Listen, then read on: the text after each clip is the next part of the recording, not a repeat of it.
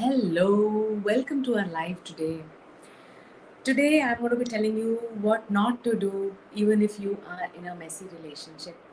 Now, in that connection, I'll tell you, many years back when I used to work with children, I was invited by one of the very prestigious schools and I had to do classroom observation, which means I had to be in the classroom and observation was not for the teachers, but observation was for the students. All right.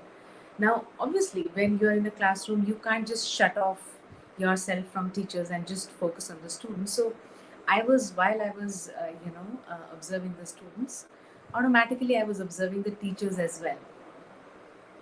This was in grade four, and this teacher was teaching maths. So after she solved the problem on the board, she asked the students, she gave them one sum to do, and she asked the students to do that sum. Whilst children started doing, she was just roaming around in the classroom and peeping into the notebooks of who's doing what, and just trying to see if anybody's going in the wrong direction. So she stood in front of one student, not in front of, but on the side. She stood and she started looking at his notebook like this. Just for about 30 to 40 seconds, she looked at it into his notebook and she realized that he was making a mistake. And when she looked at him, uh, at his notebook, you know what she said? She said, she is looking at him, patted on his shoulder. So the child looked up and she said, I knew you will make this mistake. I knew it. Therefore, I'm standing here to see what do you do. And my hunch was right that you will make this mistake. I followed up with that child for 5 more years because I knew that the way she is connecting, the way whatever she is telling him, it's going into his mind and he is really taking it very seriously because it is coming from an authority figure, because for student, teacher is the authority figure and it's coming from that person who said that I knew. Now the teacher's intention must be very correct. I mean, with a positive intention, she said it because uh, her intention was that if she catches him not making a mistake, he will not make a mistake. That was the intention. So her intention was good, but the way it came out was the child understood that he made a mistake. For next 5 years, the child could not get good scores in maths. He could not perform well. He, bright child, he had, he suffered from lack of confidence. Even in co-curricular activities, his confidence was not there. If any teacher, English teacher used to love him a lot. English teacher, would praise him for, the way he was doing his grammar work, essay writing, etc. But he doubted if the teachers praised him. He started to doubt when his parents praised him, and this continued for a long time until the proper intervention was given. So it is the language that shapes you, uh, shapes your personality. The language you use for yourself and the language others use also impacts you. What you become majorly is also a part of the language you've heard and the language you talk to yourself. Similarly, this is true in relationships. Now, in relationships, you invest so much emotionally, right? And when you invest emotionally into the relationship, then hearing those dirty languages, hearing those abusive languages can be really very, very painful, right? So, what you're going to be doing is, okay, before I get into that, I want to tell you that when you use abusive language or a dirty language, or when your partner uses abusive language or dirty language, it's coming from primarily two sources. And one of these sources is that when you're using a dirty language, it's actually stemming from your pain, which is deep inside. It's stemming from your emotional pain, right? That's one source. Second source is that, in your upbringing, you might have met with those people, could be friends, could be neighbors, or maybe you were watching those kind of TV shows wherein this kind of a language was very commonly used and you thought that it was a normal, usage. So it could be coming from, it could be a part of your upbringing. Most of the time, more than upbringing, it is a part of the pain inside you, because if it is a part of upbringing, then your parents would have definitely, told you not to do that. So most of the time it is coming from the pain inside you, or if it is your partner doing it, then it is coming from the pain inside your partner. But is it really pleasant to use those words? No. If you're using those words for your, if you are using those words for your partner or for your children, okay, with regards to children, understand that the words you use for them is what they are going to become. Okay. Similarly, when you use those words for your partner, okay, understand that you yourself are hearing those words. So if you've used bad language for your partner or for your, extended family, you have heard those words, and when you have heard those words, you are also going to absorb them. It is going to go into your system. So when those words go into your system, you are you will be attracting those situations which will make you to see, make you to hear that kind of a language again and again. So first thing you need to do is you need to stop, or you need to mind the words that you're using. You need to mind the language that you're using. Okay. It may not be abusive words, but the teacher, just like the teacher said, that I knew you will make a mistake. There is no abusive language here, but it's a very negative sentence which is conveying that you are the one who will always make mistakes. That's how the child's unconscious mind interpreted that, and that's how he lost his confidence. Okay. So be careful of the words you use, the words you're using, the language that you're using, not just for your partner, but in your self talk also. So you may not be saying it directly to your partner, but in your self talk, you're using those words.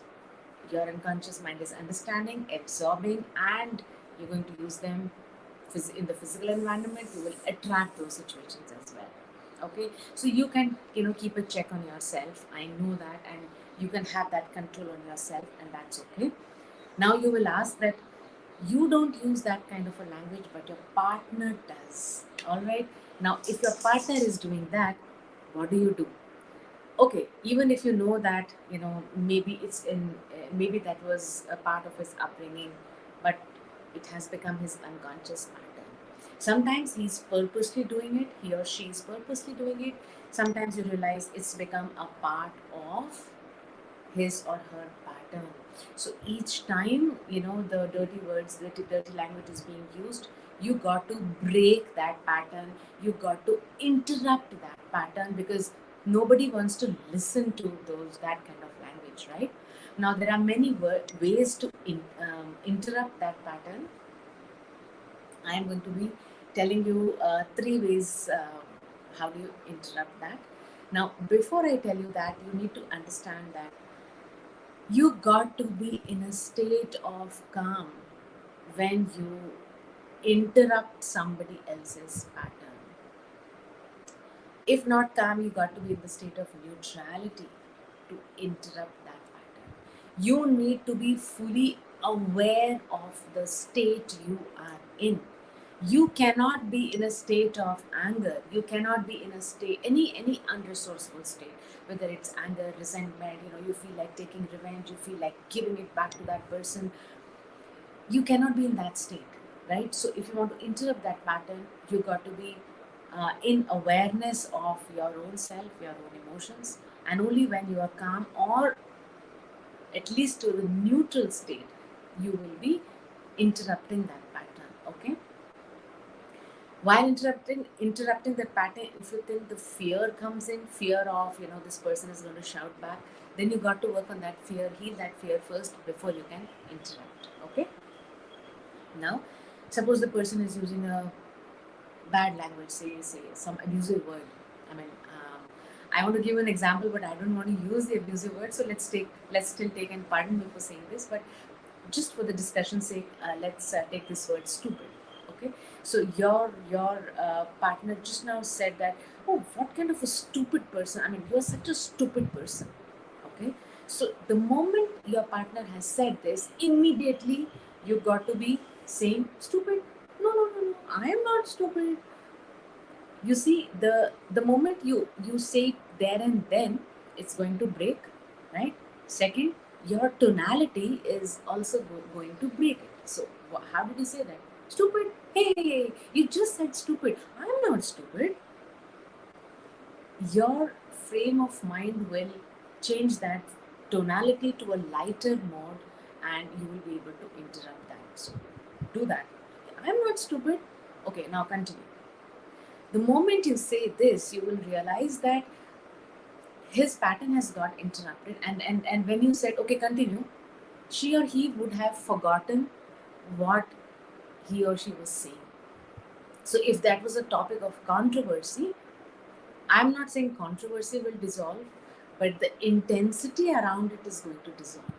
You will still end up discussing it because that's important, but then the intensity, the negative emotions around that topic is going to dissolve. That's one way to interrupt. Another way to interrupt is to say that, hey, I just noticed that, three times in last 2 minutes you have said stupid to me. Now, even if you want to say stupid, though I'm not, but even if you want to say stupid, let's find a better word for it. Okay?